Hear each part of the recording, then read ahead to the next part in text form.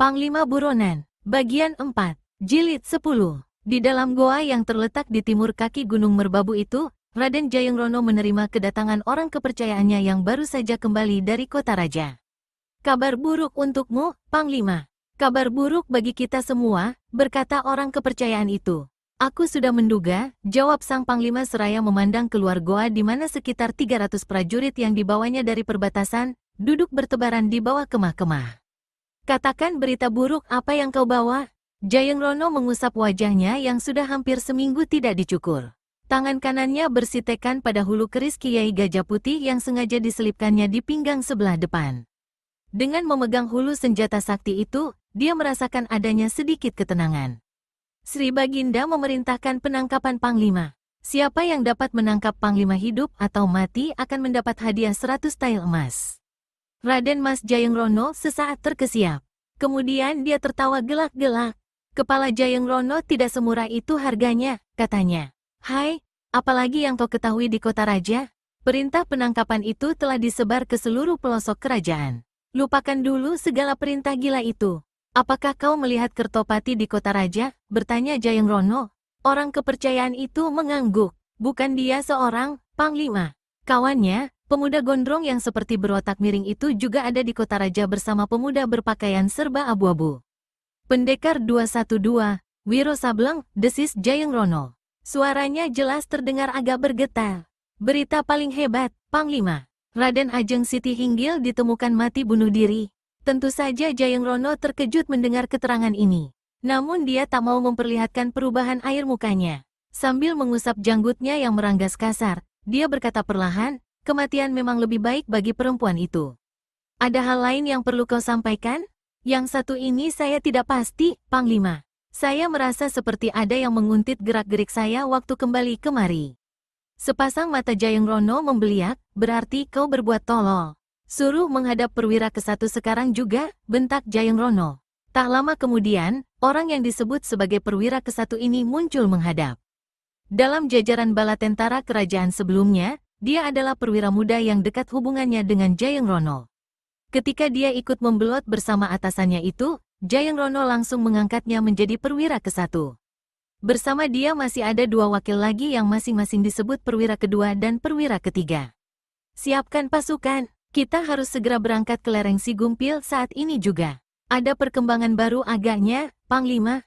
"Ya, kemungkinan besar orang-orang kerajaan sudah mencium kedudukan kita di sini. Saya akan siapkan pasukan. Saya usul kita bergerak menembus hutan Ronggowereng. Lebih cepat dan sulit dijejak lawan." "Tak percuma kau kuangkat jadi wakil utamaku," memuji Jayangrono. "Satu hal lagi, kapan tokoh silat bergelar Titisan Rawono itu berjanji akan bergabung bersama kita?" Sebelum perwira ke-1 menjawab, terdengar angin bersiur dan orang bicara. "Aku sudah hadir di sini, Panglima." Orang-orang yang ada di situ termasuk Jayangrono jadi terkesiap. Berpaling ke kiri, mereka sama-sama melihat seorang lelaki bertubuh tinggi, besar, gemuk dengan perut buncit.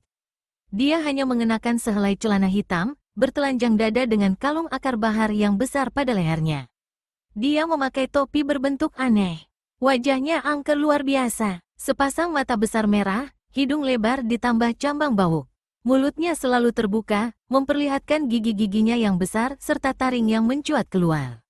Di pinggangnya dia membawa sebuah penggada hitam terbuat dari batu keras. Inilah senjatanya. Penggada ini diikat dengan rotan kecil. Potongan tubuh serta tampang orang ini memang mirip tokoh Rahwana dalam cerita pewayangan. Tanda dia memiliki kepandaian tinggi dibuktikan dengan kehadirannya yang tiba-tiba tidak diketahui oleh sekian ratus pasukan, bahkan tidak disadari oleh Jayangrono dan pembantu-pembantunya. "Ah, syukur kau sudah ada di sini, sahabat." Jayangrono menunjukkan kegembiraannya sambil menepuk-nepuk bahu Rawono yang gemuk gempal. Yang ditepuk menyeringai. Ketika bicara, nafasnya menebar hawa busuk yang tidak sedap. "Sebelum kemari, aku sudah menghubungi kawan-kawan kita di utara. Mereka siap menyambut dan bergabung dengan kita di sebelah timur lereng Sigumpil." "Bagus, kita berangkat sekarang juga," ujar Jayangrono. Dengan cepat, seluruh pasukan yang berjumlah sekitar 300 orang itu disiapkan. Ketika mereka hampir hendak berangkat, dari arah barat tiba-tiba terlihat pantulan-pantulan sinar yang menyilaukan menyambar. Sambaran ini menerpa wajah Jayangrono beberapa kali, membuat Panglima buronan ini terkesiap, berubah parasnya, dan memandang ke arah kejauhan.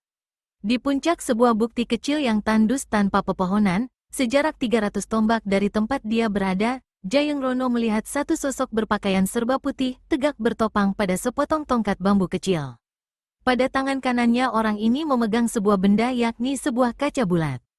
Kaca ini digerak-gerakannya berulang kali ke arah sinar matahari yang kemudian mengeluarkan pantulan menyilaukan.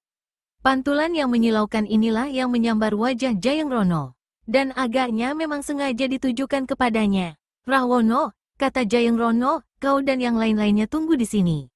Aku akan menemui orang di puncak bukit itu." "Aku tidak akan lama." "Siapakah orang itu, Panglima?" tanya perwira ke-1, sementara titisan Rahwono hanya menyeringai dan seperti tidak acuh.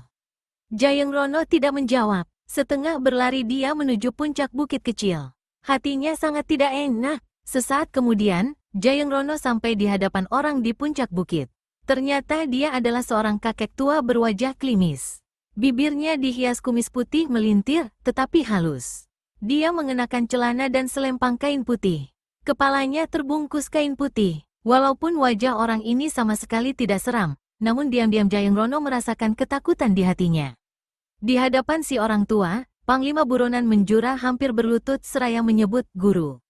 Orang tua itu sesaat menatap Jayeng Rono mulai dari topi tingginya yang penuh debu, pakaiannya yang bagus tapi kotor, sampai ke kakinya yang mengenakan kasut kulit.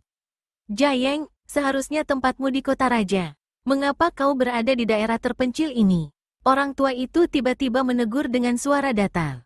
Jayeng Rono tak bisa menjawab. Agaknya kota raja tidak bersahabat lagi denganmu, Jayeng. Karena Jayeng Rono hanya menunduk dan tak bisa menjawab, maka orang tua itu kembali berkata, "Baiklah, Jayeng. Kau punya 1000 alasan untuk tidak menjawab pertanyaanku. Aku ingin menyelesaikan urusan ini secara cepat. Kembalikan Kiai Gajah Putih padaku." Kagetlah Panglima buronan itu hingga kepalanya tersentak mendongak. "Guru, apa maksudmu?" tanya Jayeng Rono. "Kau tak perlu bertanya, kau tahu apa maksudku." "Jelas, bahkan sangat jelas. Aku meminta kau mengembalikan keris sakti itu. Tapi, bukankah sudah guru berikan dan wariskan padaku?" "Betul," sahut si orang tua. "Tapi dengan perjanjian, bahwa kau tidak boleh melanggar pantangan yang dulu kusebutkan. Jangan kau mengatakan tidak ingat, atau lupa, atau khilaf. Aku sangat benci dengan manusia-manusia yang mencari 1001 alasan untuk menyatakan dirinya benar." Jayeng Rono terdiam, tenggorokannya turun naik. Aku telah melanggar pantangan guru," berkata Jayeng Rono dengan suara bergetar. "Aku telah berzina." "Kau bukan hanya berzina, Jayeng, tapi bahkan kau memperkosa. Dan orang yang kau perkosa itu kemudian mati bunuh diri akibat penderitaan dan kehancuran harga diri yang tidak dapat ditanggungnya lagi. Mana senjata itu?" Si orang tua ulurkan tangan kirinya. "Guru, saya mohon ampunanmu. Saya berjanji, tidak. Saya bersumpah untuk tidak melakukan hal itu lagi." Orang tua itu tersenyum tawar. Janji dan sumpah itu cukup hanya 1 kali. Kalau dilanggar, namanya bukan janji atau sumpah lagi. "Waktuku tidak banyak. Aku mendapat firasat bahwa daerah sekitar sini akan jadi medan pertumpahan darah. Serahkan Kiai Gajah Putih padaku. Atau haruskan aku mengambilnya sendiri?" "Guru, permintaanmu akan kupenuhi. Tapi bolehkah aku mengembalikannya nanti, setelah urusanku selesai? Paling lambat dalam waktu 30 hari. Orang tua itu gelengkan kepala. "Aku minta sekarang dan harus dapat sekarang. Aku tak ingin segala dosa dan kekejian melumuri senjata itu lebih banyak." Karena merasa terdesak, tak mungkin lagi membantah. Akhirnya Jayeng Rono berkata, "Baiklah, guru. Kalau begitu keputusanmu, Kiai Gajah Putih ku kembalikan padamu." Lalu dengan sikap setengah berlutut, Jayeng Rono menarik keris Kiai Gajah Putih dari pinggangnya dan mengulurkan kedua tangan untuk menyerahkan senjata itu dengan sikap penuh hikmat. Tetapi baru setengah gerakan mengulurkan tangan dibuat Jayeng Rono, tiba-tiba tangan kanan dan kiri membuat gerakan lain dan secepat gerakan kilat. Keris Kiai Gajah Putih meluncur keluar dari sarungnya. Sinar putih menyilaukan berkilat. Ujung senjata itu menghujam ke arah dada orang tua berselempang kain putih. Tenang sekali orang tua itu gerakan tangan kanannya. Tongkat bambu kecil yang dipegangnya mencuat ke atas untuk memukul pergelangan tangan Jayeng Rono. Tapi lebih cepat dari itu, dari jurusan lain tiba-tiba menderu sebuah batu berbentuk 4 persegi panjang berwarna hitam. Batu ini menghantam tangan kanan Jayeng Rono dengan keras hingga Panglima Buronan ini terpekik kesakitan, lepaskan keris sakti di tangannya. Senjata itu mental ke udara. Orang tua berpakaian putih melompat. Tongkat bambunya dilemparkan ke arah keris. Begitu keris dan bambu beradu, kedua benda itu saling bertempelan. Ketika bambu jatuh ke bawah dan keris sakti yang menempel di situ segera diambilnya. Kini tinggal sarungnya yang masih berada di tangan Jayeng Rono. Bersamaan dengan melesatnya batu hitam tadi, menderu pula satu gelombang angin dahsyat sehingga baik Jayeng Rono maupun si orang tua berpakaian serba putih sama-sama roboh ke tanah. Jilid 11. Sambil memegang keris Kiai Gajah Putih tanpa sarung di tangan kanan, orang itu cepat berdiri tegak sementara Jayeng Rono bangkit agak sempoyongan. Memandang berkeliling, dua orang yang tegak di puncak Bukit Tandus itu dapatkan 3 penunggang kuda mengelilingi mereka. Ketiga orang ini adalah Raden Kertopati, Kepala Pasukan Kota Raja, Pendekar 212, Wiro Sableng, dan Niluh Tua Klungkung yang masih tetap dengan samarannya sebagai pemuda berpakaian serba kelabu. Wiro Sableng melompat dari kudanya, memungut batu hitam yang merupakan pasangan kapak maut naga geni 212, yang tadi dilemparkannya untuk menghantam tangan Jayeng Rono. Ketika Wiro menyelipkan batu hitam itu ke balik pinggangnya, orang tua berpakaian putih di samping kirinya terdengar berdehem beberapa kali. Jadi itulah tadi pukulan benteng topan melanda Semudera. Sudah lama mendengar, baru sekali ini melihat dan merasakan. Tentu saja murid Eyang Sinto Gendeng kaget sekali ketika melihat kenyataan orang tua tak dikenal itu mengetahui nama pukulan yang tadi dilepaskannya. Pemuda ini hanya bisa menyeringai dan garuk-garuk kepala. Untuk pertanyakan siapa orang tua itu sebenarnya, dia merasa sungkan. Apalagi keadaan saat itu sama sekali tidak tepat. Raden Mas Jayeng Rono, kami datang menjalankan perintah Sri Baginda. Menangkapmu dan membawamu ke kota raja. Dari atas punggung kudanya, Raden Kertopati mengeluarkan suara lantang. Jayeng Rono tertawa dingin. Rupanya kau mengharapkan 100 keping emas itu, Kertopati. Hingga jauh-jauh datang turun tangan sendiri, bukan membawa pasukan tapi mengajak gembel-gembel ini. Yang dimaksud Jayeng Rono dengan gembel-gembel itu tentu saja Wiro Sableng dan Niluh Tua Klungkung. Gadis yang menyamar jadi pemuda ini menjadi marah sekali dan siap melompati Jayeng Rono, tapi Wiro memberi isyarat agar tidak bertindak. Raden Mas, kau memiliki sederet dosa dan kesalahan yang harus kau pertanggungjawabkan di hadapan Sri Baginda, berkata Raden Kertopati tanpa mengacuhkan ejekan orang. Coba katakan apa dosa dan kesalahanku itu, ujar Jayeng Rono seraya berkacak pinggang. Pertama, kau diketahui selama ini terlibat membantu kaum pemberontak. Dan saat ini diketahui tengah hendak bergabung dengan mereka di Bukit Sigumpil dengan maksud merongrong dan menjatuhkan kerajaan. Kedua, kau penyebab kematian Raden Ajeng Siti Hinggil. Ketiga, kau pula yang diketahui membunuh 2 orang inang pengasuh karena menduga mereka adalah Raden Ajeng dan puterinya. Masih banyak lagi sederet dosa dan kesalahanmu yang kurasa tak perlu disebutkan. Tapi ada satu kesalahan yang perlu kuungkapkan saat ini. Kau bersama Kalas Renggi melakukan penghadangan dengan membuat perangkap lubang maut terhadapku. Yang menyebabkan beberapa pengawalku menemui ajal, termasuk seorang perwira muda. Jayeng Rono merasa geram mendengar kata-kata yang dilontarkan Kertopati itu. Tuduhan tanpa bukti, fitnah busuk, Raden Ajeng bunuh diri, apa sangkut pautnya dengan diriku? Aku berada di sini dalam menjalankan tugas untuk menghancurkan kaum pemberontak. Malah dituduh berhubungan dengan pemberontak. Fitnah, kau pandai memutarbalikkan kenyataan, Kertopati. Jika Raden Ajeng memang mau mampus, ya mampus saja. Apa sangkut pautnya dengan diriku? Dan soal jebakan lubang maut yang kau katakan itu, lagi-lagi fitnah. Orang tua berpakaian putih maju 2 langkah. Dengan gerakan kilat, dia merampas sarung keris Kiai Gajah Putih dari pegangan Jayeng Rono. Lalu orang tua ini berkata, Jayeng Rono, ada pepatah, tangan mencencang, bahu memikul. Ada juga ujar-ujar, siapa menggali lubang, dia bakal masuk ke dalamnya. Lalu masih ada lagi, siapa yang berbuat dosa dan kesalahan, dia yang akan menanggung. Nah, di hadapan orang-orang utusan kerajaan ini, pertanggungjawabkanlah semua perbuatanmu. Abis berkata begitu, si orang tua putar tubuhnya dan tinggalkan tempat itu. Guru, jangan pergi dulu, seru Jayeng Rono. Dalam keadaan terjepit seperti itu, tentu saja dia sangat mengharapkan pertolongan gurunya. Tapi sang guru melangkah terus dengan tegar, menoleh pun tidak. Terdengar suara tertawa mengekeh. Jayeng Rono berpaling dengan hati panas. Yang tertawa adalah pendekar 212, Wiro Sableng. Gurumu sendiri tidak peduli. Nah, kepada siapa kau minta tolong sekarang, Panglima Buronan? Gembel keparat, kau juga seorang buronan dari penjara kerajaan, Hardik Jayeng Rono. 4 sosok tubuh berkelebat, lalu tegak di kiri kanan Jayeng Rono. Yang sebelah kanan adalah Titisan Rawono, lalu yang lain-lain adalah perwira ke-1, perwira kedua dan perwira ketiga, para pembantu Jayeng Rono. Ada apa ribut-ribut di sini? Siapa mereka? Titisan Rawono membentak sambil memandangi orang-orang di hadapannya. Rupanya Cakil satu ini ikut bergabung denganmu, Raden Mas, kata Kertopati yang tetap menyebut bekas atasannya itu dengan panggilan gelar kehormatan. Dia memang sejak lama dicari kerajaan. Bagus, sekali turun tangan, 2 pentolan sesat bisa ditangkap. Kalian cecunguk-cecunguk hendak menangkap kami? Ladalah. Titisan Rawono tertawa bergelak sambil usap-usap dadanya dengan tangan kiri sedang tangan kanan mengusap kepala gada batu di pinggang. Kalau bermimpi, bermimpilah yang enak-enak. Jangan mimpi kita mampus. Kota Raja jauh dari sini. Siapa yang menggotong bangkai kalian ke sana? Kembali Titisan Rawono bergelak. Suara gelaknya ditimpali oleh suara gelak yang lebih keras. Demikian kerasnya hingga Titisan Rawono dan yang lain-lainnya merasakan jalan darah mereka seperti tersentak-sentak dan dada berdebar-debar.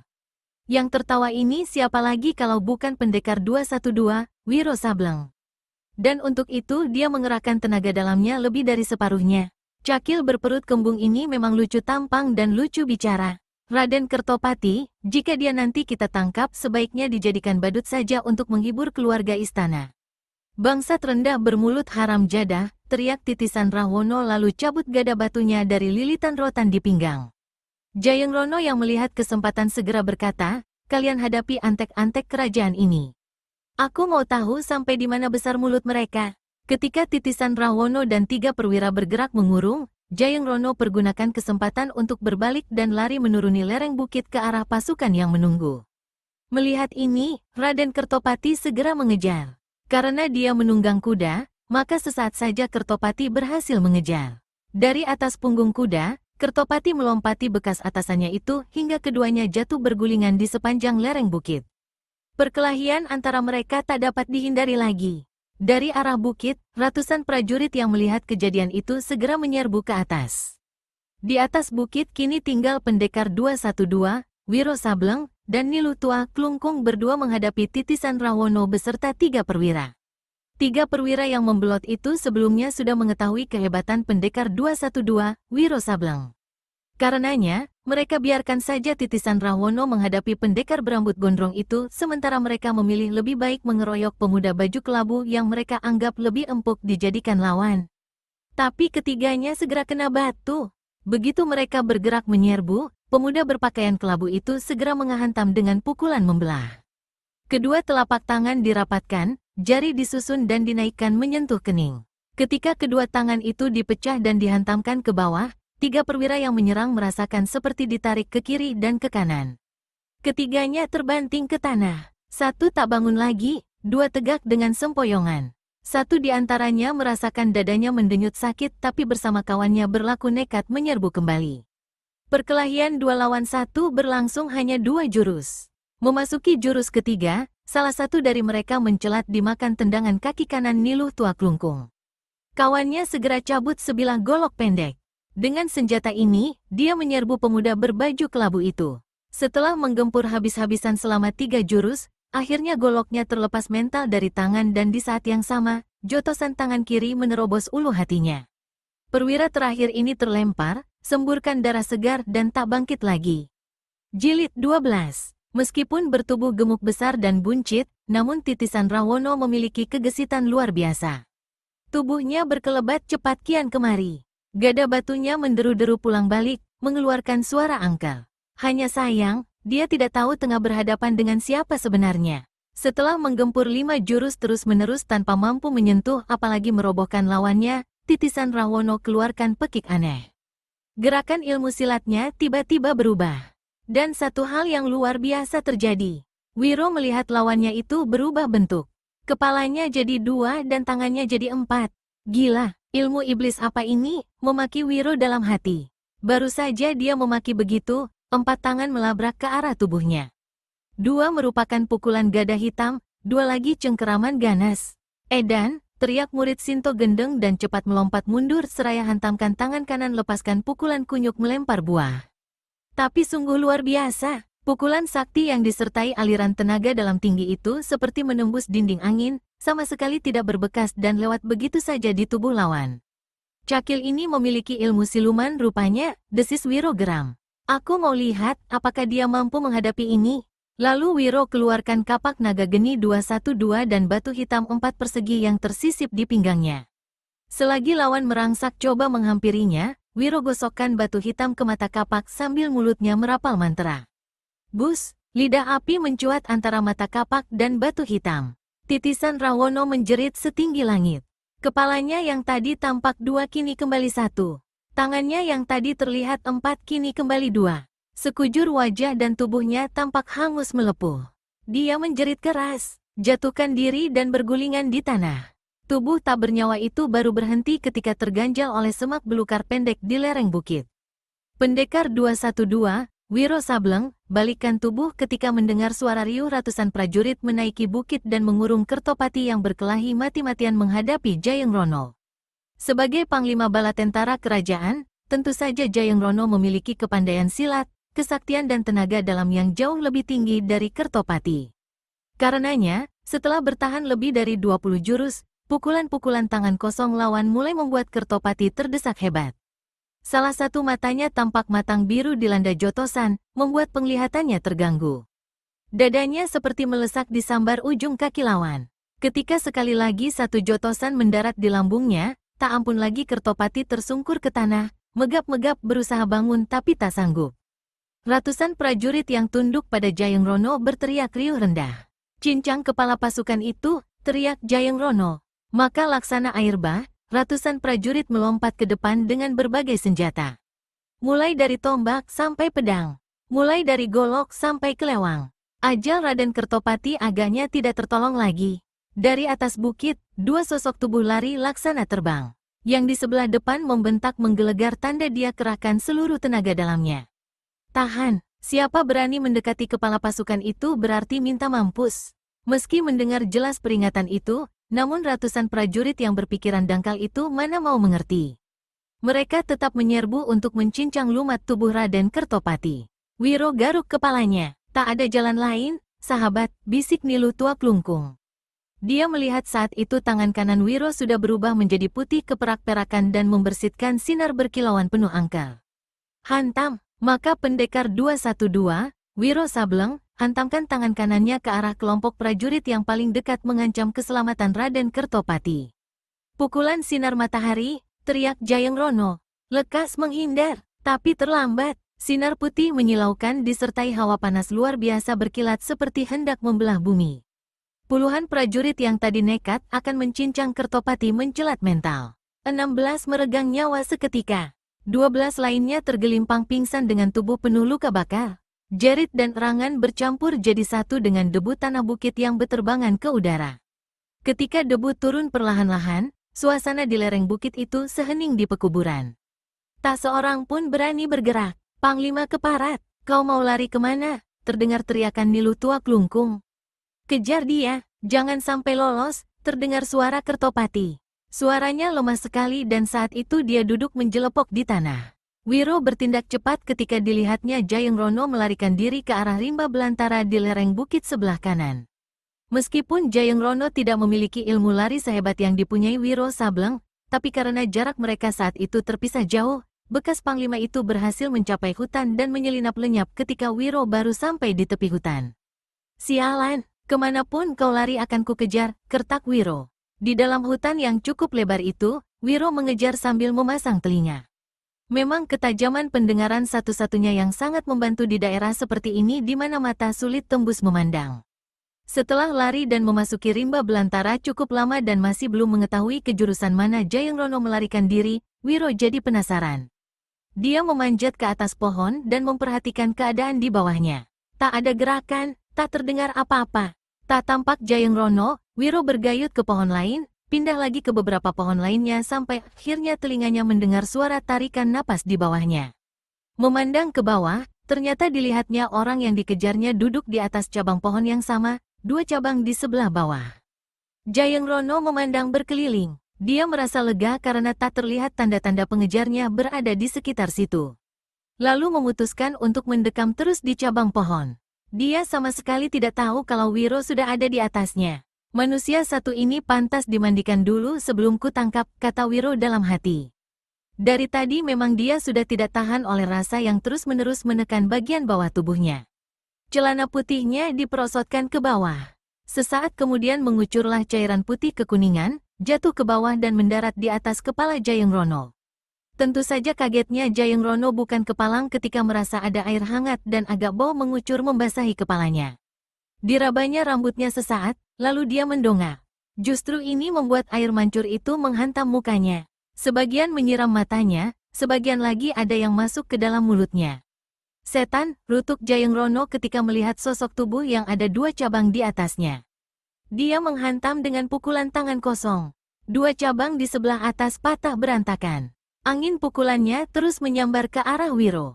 Murid Sinto Gendeng keluarkan suara bersiul. Tanpa sempat menarik kembali celananya, dia balas menghantam ke bawah. Kali ini dengan pukulan angin puyuh. Hutan itu seperti dilanda puting beliung. Pohon besar di mana Wiro dan Jayeng Rono berada bergoyang-goyang seolah-olah hendak tercabut dari akarnya. Ranting dan daun-daun gugur meranggas. Jayeng Rono merasakan tekanan hebat. Bukan saja karena pukulan yang dilepaskan Wiro, tapi karena angin pukulannya tadi ikut terseret dan balik menghantam dirinya sendiri. Dia coba menggapai berpegangan pada batang pohon, tapi meleset karena batang pohon itu licin tertutup lumut. Tak ampun, tubuhnya mental ke bawah bersama patahan cabang yang tadi didudukinya. Dia coba andalkan ilmu meringankan tubuh yang dimilikinya dan jungkir balik di udara agar dapat turun ke tanah dengan kedua kaki lebih dahulu. Tapi terpaan angin pukulan yang datang dari atas membuat tubuhnya limbung. Gerakannya tidak karuan. Dia sampai di tanah dengan kepala lebih dahulu. Bekas panglima kerajaan ini mati dengan kepala pecah dan leher patah. Wiro garuk kepala, melompat dan turun ke bawah lewat patahan cabang-cabang pohon. Kembali dia garuk-garuk kepala ketika melihat mayat Jayeng Rono. Seseorang menyeruak pohon berdaun lebar di belakangnya. Wiro cepat berbalik. Yang datang ternyata Nilu Tua Klungkung. Mampus juga akhirnya, kata Wiro sambil menunjuk ke arah mayat Jayeng Rono. Gadis yang menyamar jadi pemuda itu sesaat memandang ke mayat Jayeng Rono. Ketika dia berpaling ke arah Wiro, tiba-tiba saja dia membalikkan tubuh. Kenapa kau, sahabat? Tanya Wiro heran. Orang gila, gila. Siapa yang gila? Wiro terheran-heran. Rapikan dulu celanamu, teriak sang dara. Wiro memandang ke bawah. Astaga, ternyata sehabis mengencingi Jayeng Rono dari atas pohon tadi, dia masih belum membereskan celananya. Cepat-cepat pemuda ini tarik celana putihnya ke atas sambil menyengir. Ruangan besar tempat pertemuan dalam istana itu penuh sesak oleh orang banyak yang ingin mendengarkan beberapa keputusan yang telah diambil oleh Sri Baginda. Di antara tokoh kerajaan, tampak pula duduk pendekar 212, Wiro Sableng, bersama sahabatnya Nilu Tua Klungkung. Mereka sengaja mengambil tempat duduk agak sebelah belakang. Patih Haryo Unggul baru saja selesai membacakan keputusan raja atas pengangkatan Raden Kertopati menjadi panglima pasukan kerajaan yang baru. Untuk itu gelarnya pun dirubah dari hanya Raden menjadi Raden Mas. Selesai pembacaan pengumuman pengangkatan Kertopati menjadi kepala pasukan kerajaan yang baru itu, maka Kertopati naik ke mimbar untuk membacakan pula keputusan raja mengenai pengangkatan kepala pasukan kota raja yang baru. Dalam surat keputusan itu disebutkan bahwa sesuai dengan jasa-jasanya yang sangat besar dan cukup banyak, maka pendekar 212, Wiro Sableng, diangkat menjadi kepala pasukan kota raja, sedang pemuda sahabatnya yang sampai hari ini tidak diketahui pasti siapa namanya dijadikan wakil kepala pasukan kota raja merangkap pembantu khusus kepala pasukan kerajaan. Untuk itu kami harapkan kedua tokoh kerajaan yang baru itu naik ke mimbar, begitu Raden Mas Kertopati menutup pembacaan keputusan raja. Semua orang berpaling ke deretan kursi sebelah belakang di mana Wiro Sableng dan sahabatnya itu tadi tampak duduk. Dan terjadilah kehebohan, kedua orang itu tak lagi di sana. Beberapa orang mengejar keluar ruangan, sampai ke langkan dan halaman istana. Tapi dua pemuda itu raib tanpa seorang pun tahu kemana perginya.